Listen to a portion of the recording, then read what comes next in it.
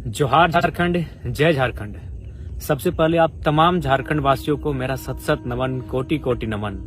आपने इस युवा को इतना हिम्मत देने का काम किया, इतना प्यार, इतना समर्थन और इतना समर्पण आपको मिला कि आज पूरे राज्य में कहीं अगर कोई चर्चा का विषय है तो आपका लाडला बेटा, आपका छोटा भाई, आपका टाइगर जयराम महतो पूरे राज्य में चर्चा का विषय है। ये आपका प्यार है, ये आपका आशीर्वाद है। तो चलिए विषय को लंबा ना ले जाते हुए सीधा बात करते हैं। बहुत सारे सवाल आपके जहन में होंगे, बहुत सारे सवाल हमारे आलोचकों के जहन में होंगे, बहुत सारे सवाल गांव के चौपाल से उठ रहे होंगे। उन सवालों का मैं खुद से सवाल भी पूछूंगा और उन सवालों का उत्तर भी देने का काम करूंगा, क्योंकि मेरे पास मीडिया आज नहीं है। सबसे पहली बात, चलिए आपको शुभकामनाएं कि मेरा नॉमिनेशन एक्सेप्ट हुआ है। 4 पेपर मैंने भरा था, जिनमें 3 पेपर को सेलेक्ट किया गया है। एक र्यूमर आया कि नहीं, अंतिम पेपर को सेलेक्ट किया गया है और 3 पेपर रिजेक्ट हुए हैं, जो कि सत्य नहीं है। 3 पेपर सेलेक्ट हुए हैं, 1 पेपर रिजेक्ट हुआ है। अब रिजेक्ट क्यों हुआ है, थोड़ा सा कारण बता देते हैं, कि बहुत सारे लोग कहने लगे कि पढ़े लिखे नौजवान और गलती कर रहे हैं। तो एक बात क्लियर आप जान लीजिए कि नॉमिनेशन फॉर्म वकील भरते हैं, और जो वकील रहे या कोई रहे, सबसे पहले उनका धन्यवाद। कुछ त्रुटियां हो जाती हैं, मानवीय भूल हो जाती हैं। तो समस्या ये थी जिस फॉर्म को रिजेक्ट किया गया कि उसमें हस्ताक्षर यानी नाम, वोटर आईडी का पार्ट नंबर, सीरियल नंबर किन्हीं और का था और हस्ताक्षर किन्हीं और का बाय मिस्टेक इसलिए हुआ था क्योंकि हमने लगभग 2-3 दिनों में 5 बार हम लोगों ने पेपर में केस के सिलसिले में रिजेक्ट किया था, काटकूट किया था, क्योंकि नया नया केस हमें मिलता जा रहा था और नया नया फॉर्म बनता जा रहा था और बार बार फिर प्रस्तावकों का साइन लेना पड़ता था। तो स्वाभाविक है, बार बार जब चीजें घटित होंगी तो कुछ त्रुटियां आ जाती है। तो खैर फिलहाल 3 पेपर सेलेक्ट है, 1 रिजेक्ट है, डज नॉट मैटर। 1 भी अगर सेलेक्ट होता है तो उसी से लोग चुनाव लड़ते हैं। अब बात करते हैं उस दिन हुआ क्या था। केस के बारे में सब जानना चाहता है, बहुत सारे लोग मेरी जुबान से जानना चाहते हैं कि सच्चाई आखिर है क्या। क्योंकि एक लोग जो विपक्ष में बैठे हैं, जो आलोचक वर्ग है हमारा, वो एक प्रोपेगेंडा फैला रहे हैं कि यदि जयराम बाबू को इस केस की जानकारी नहीं थी तो फिर उनका हस्ताक्षर केस के एफिडेविट में कैसे आया। तो सबसे पहले मैं आपको क्लियरली बताना चाहूंगा कि 29 तारीख को जिस दिन मेरा नॉमिनेशन पेपर खरीदा गया, मैं कहाँ था पूरा राज्य जानता है। मैं चतरा में श्रीमान दीपक गुप्ता जी के, जो हमारे दल से हैं, उनका नॉमिनेशन था। यानी मैं दिन भर चतरा में था। मेरा फॉर्म धनबाद में, बोकारो में हमारे साथी खरीद रहे हैं और मैं कहाँ, चतरा में। अगला दिन मैं कहाँ था, हजारीबाग में। यानी फॉर्म जो भर रहे थे वो मेरे साथी भर रहे थे। 1 तारीख को मेरा नॉमिनेशन होना था और 2 दिन पहले ही हम लोगों ने फॉर्म लिया था। अब वहाँ डिटेल्स भरा जाना स्टार्ट हुआ। केस की जहां तक बात है, सबसे पहले हम लोगों ने 10 केस इंक्लूड किया था। यानी 29 तारीख शाम को 4 बजे जब फॉर्म भरना स्टार्ट हुआ तो हमारे साथी, हमारे वकील की टीम के माध्यम से 10 केसों की जानकारी दी गई। लेकिन जैसे ही 30 तारीख को सुबह हजारीबाग मुझे जाना था संजय दा के नॉमिनेशन में, उसी दरमियान मैं गया प्रज्ञा केंद्र। वहां हमारा साथी है, उनसे मिलने गए एक अकाउंट के सिलसिले में। तो हमारे चचा बैठे हुए थे बगल के पंचायत के। उन्होंने कहा, टाइगर याद है 2015 का केस, उसका क्या स्टेटस है? हम बोले चाचा ये तो केस हम भूल चुके थे। अच्छा कि आप याद दिला दिए, तो क्या स्टेटस है इस केस का, आप ही बताइए। बोला नहीं, उसका नोटिस हमको आया है 107 बन के कि हमको एक दिन उपस्थिति देना है कोर्ट में। तो बोले आपसे रिक्वेस्ट है इस केस के बारे में डिटेल दीजिए। फिर उन्होंने 2015 का केस, जो सड़क जाम का केस था, और उस केस में कोई एक्टिविटी नहीं है, 15-10 साल पुराना केस हो चुका है लेकिन अभी तक कोई एक्टिविटी नहीं। तो फिर उस केस का डिटेल दिया गया। यानी फिर उस डिटेल को हम व्हाट्सएप के माध्यम से अपनी टीम को भेजे जो मेरा फॉर्म भर रहे थे कि ये केस को इंक्लूड कीजिए, एक नया केस फिर मिला है। यानी वो केस इंक्लूड किया गया। अब केस नंबर 11 हो चुका है। कब हुआ है? संजय दा के नॉमिनेशन में हम जा रहे हैं, यानी दिन के 11 बजे मेरा केस नंबर हो रहा है 11। नॉमिनेशन होता है संजय दा का। हम बिशुनगढ़ आते हैं। संजय दा को कोई भी चाहे तो संजय दा से फोन में बात कर सकते हैं। बिशुनगढ़ जैसे ही हम क्रॉस करते हैं, संजय दा का फोन आता है कि जयराम भाई, नगड़ी थाना की पुलिस आपको डिटेन करने के लिए आई है, आप नॉमिनेशन करेंगे और वे लोग डिटेन कर लेंगे, या फिर आपको नॉमिनेशन करने से पहले डिटेन करेंगे। तो हमने कहा, संजय दा, नगड़ी में मेरा कोई केस ही नहीं है। हम तो आश्चर्यचकित हो गए कि नगड़ी में मेरा कोई केस ही नहीं है। हाँ, मेरा एक केस है 23 मार्च 2023 को विधानसभा घेराव के दौरान है और वो जगन्नाथपुर थाना में है। यानी मेरा नगरी में कोई केस नहीं है। मैंने संजय देव का, उन्होंने कहा नहीं आप क्लियर कीजिए, क्योंकि मेरे एक साथी वहां रहते हैं, उन्होंने परफेक्ट सूचना दिया है। यानी नॉमिनेशन मेरा था 1 मई को और रात 8 से 9 बजे 30 अप्रैल को वरीय पुलिस के एक पदाधिकारी के माध्यम से उस केस की जानकारी मिली। फिर हम लोगों ने आनन फानन में ये जानने का प्रयास किया कि उस केस में धारा क्या है। तो फिर हमने अपने साथियों के माध्यम से जाना कि उसमें कितनी धाराएं हैं, तारीख क्या है, उस केस का संख्या क्या है। यानी रात को 10-11 बजे उस केस का सारा डिटेल्स मिलता है। नॉमिनेशन सुबह है और केस का डिटेल्स मिला रात के 10-11 बजे।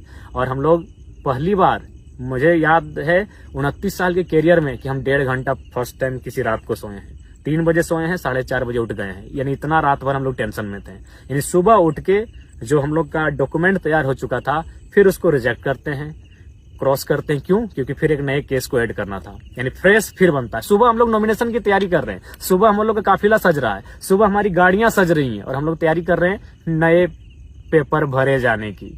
अकबकी का इंतहा देखिए। फिर नए केस को ऐड किया जाता है और हम लोग नॉमिनेशन के लिए पहुंचते हैं।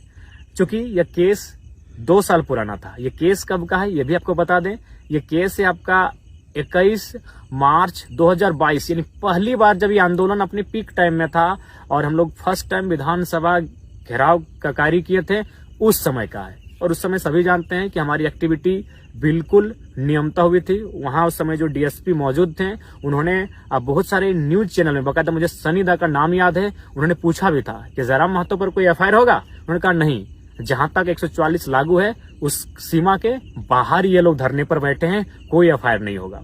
तो हम लोग भी आश्वस्त हो चुके थे। और सबसे खास बात, यदि डिटेन ही करना था, यदि वारंट ही निकालना था, तो 2 साल के दरमियान मैंने नहीं करने से भी 2-2.5 हजार सभा किया है।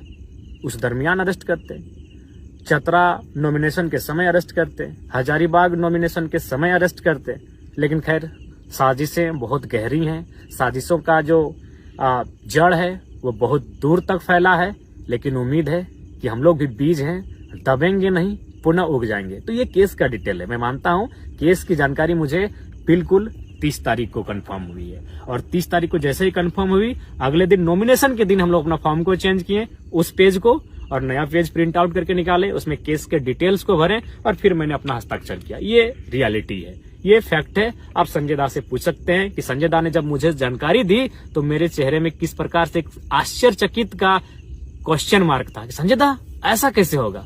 नहीं, मेरा नाम ही नहीं हो सकता है, इतना हम कॉन्फिडेंट थे। तो ये केस का मैटर। अब एक सवाल ये आ रहा है, भाग गए, फरार हो गए। मैं आपसे पूछना चाहूंगा कि भागने का अर्थ, भागने की को कैसे आप परिभाषित करेंगे। मान के चलिए हम किसी नदी के बीचों बीच हैं और नदी के जो पानी है, उस पानी को जिम्मेवारी मिली है कि जयराम महतो को घेर कर रखना है। तो जाहिर सी बात है, या तो मुझे नीचे सुरंग बना के निकलना होगा या तो उड़ के निकलना होगा, क्योंकि पानी की जिम्मेवारी है। या फिर अगर मुझे साइड से निकलना है, जिस तरह निकलेंगे, तो पानी को खुद रास्ता देना होगा। बिल्कुल यही बोकारो में जहां मेरी सभा हो रही थी, बिल्कुल चारों तरफ गोलाकार पुलिस खड़ी थी, हाथ से हाथ मिलाकर पुलिस खड़ी थी। आप वीडियो देख लीजिएगा। तो फिर हम कैसे निकले? जाहिर सी बात, उन्होंने रास्ता दिया है। जी हाँ, उन्होंने ही रास्ता दिया है। मैं स्वयं उस वीडियो को वायरल करूंगा। पुलिस बैक पर आई है और स्कॉर्पियो के बोर्नेट पर बैठकर कोई फरार होता है भाई। अब सवाल है कि मैंने 1 मई नॉमिनेशन में जाने से पूर्व रात को 2-2:30 बजे शमशान घाट में बैठकर मैंने वीडियो 3 बनाया था।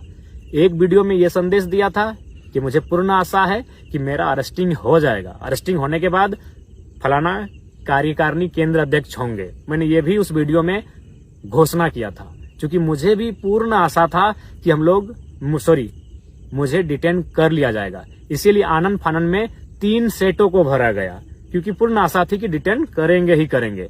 लेकिन वहां तक, डीसी चैम्बर से बाहर निकलने तक मैं बहुत उत्सुक था कि मुझे अरेस्ट करें।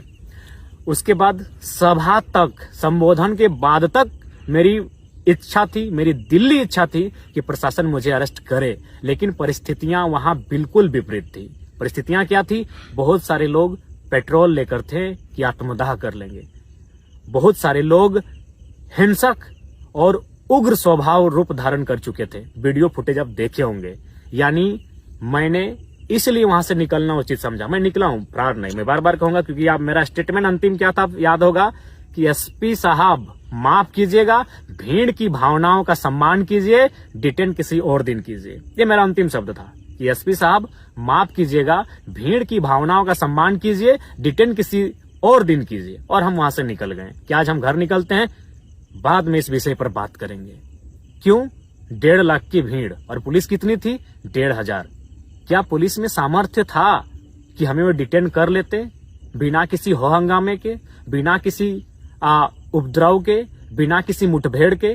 पॉसिबल नहीं था। 1.5 लाख की भीड़, 1,500 पुलिस, अनहोनी अप्रिय घटना घट जाती। संभवतः अगर हमें डिटेन किया जाता, अभी कौन पब्लिक, भाड़े की पब्लिक नहीं थी, प्रेम से आई हुई, समर्पित भाव से आई हुई, इस नौजवान को चाहने वाली पब्लिक, 45 डिग्री के तापमान में अपने खर्चे से आने वाली पब्लिक अपने चहते बेटे को अपने सामने अरेस्ट होते हुए बिल्कुल भी नहीं देख पाती। पता नहीं बोकारो का विधि व्यवस्था उस दिन क्या होता, पता नहीं बोकारो की परिस्थिति उस दिन क्या होती। कहीं कुछ अप्रिय हिंसक घटना ना घट जाए, इसलिए मैंने बिल्कुल स्कॉर्पियो के बोर्नेट से कहा कि एसपी साहब माफ कीजिएगा, भीड़ की भावनाओं का सम्मान कीजिए, डिटेन किसी और दिन कीजिए। आप चाहे तो उस सभा में मौजूद तमाम मीडिया रिपोर्टर से पूछे, तमाम पुलिस के पदाधिकारियों से पूछे या जनमानस से पूछे। मेरा यही अंतिम स्टेटमेंट था। क्योंकि आसान नहीं था भीड़ को नियंत्रण कर पाना, आसान नहीं था मुझे वहां से डिटेन करके ले जाना। जो कि आप भी जानते हैं, आप हमें पसंद करें या ना करें, मैं ये अपने आलोचकों के लिए और विपक्ष के लिए कहना चाहूंगा, लेकिन ये आपको मानना होगा। आज लोगों के आशीर्वाद ने मुझे झारखंड का जननेता बनाया है। आज 45 डिग्री के टेम्परेचर में लोग बिना अपना खर्च से गए थे, और आप एनडीए और यूपीए के प्रत्याशी कितने लोग अपनी मर्जी से गए थे और कितने लोग साधन जुटाने के बाद गए थे नामांकन रैली में, ये बताने की आवश्यकता नहीं है। गांव में चर्चा है कि टेम्पो में कई रुपया दिया गया था और बोलेरो वालों को कई रुपया दिया गया था और दिन भर रहने का कई रुपया दिया गया था। ये किसी से छुपा नहीं है। मैं कह रहा हूँ 10%, 15-20% गए होंगे उनके भी रैली में, जो उनके नजदीक के लोग हैं, जो उनके समर्थक हैं, लेकिन मैक्सिमम लोग भाड़े से लेकर गए थे, ये आपको मालूम है। तो ये बिल्कुल परिस्थितियां सामान्य नहीं थी कि हम वहां से डिटेन कर लिए जाते। मैंने यहां तक वीडियो आप किसी चैनल में देखिएगा कि डीएसपी साहब से हम कान में बात कर रहे हैं। ये कौन सा तरीका है कि भागने वाला आदमी डीएसपी से ऐसे कान में बात कर रहा हो? हम बोर्नेट पर बैठे हैं और डीएसपी साहब बगल में। हम उनको क्या कह रहे थे कान में पता है? कि सर या तो पिंडराजोड़ा थाना में हमको डिटेन करने का मौका दीजिए या तो पेटरवार में दीजिए। यहां से पॉसिबल ही नहीं कि आप हमको पकड़ के ले जाएंगे। यहाँ उपद्रव हो जाएगा, यहाँ अप्रिय घटना घट जाएगी, क्योंकि पब्लिक का मूवमेंट गजब का है। भावनाओं में भी है, आंखों में आंसू भी है और आंखों में अंगारे भी हैं। और मुझे लगता है बोकारो आज जल जाएगा। इसीलिए विधि व्यवस्था को मेंटेन कीजिए, डिटेन किसी और दिन कीजिए। और बिल्कुल स्कॉर्पियो के बोर्नेट से मैं निकला हूं। उसके बाद फिर मैं नीचे बैठा और निकलते रहा। और बिल्कुल पुलिस चारों तरफ थी भैया। भागना मतलब कि उड़ के जाते तो भागा मानते, नीचे सुरंग बना के जाते तो भागा मानते। चारों तरफ पुलिस है, वहां से हम कैसे पार होंगे? तो किसी ने हाथ छोड़ा होगा अपना, किसी ने रास्ता दिया होगा। हो सके हमारे चाहने वाले ऊपर पुलिस के लोग होंगे, संभावना है। तो हम तो उनके बीच से निकले हैं।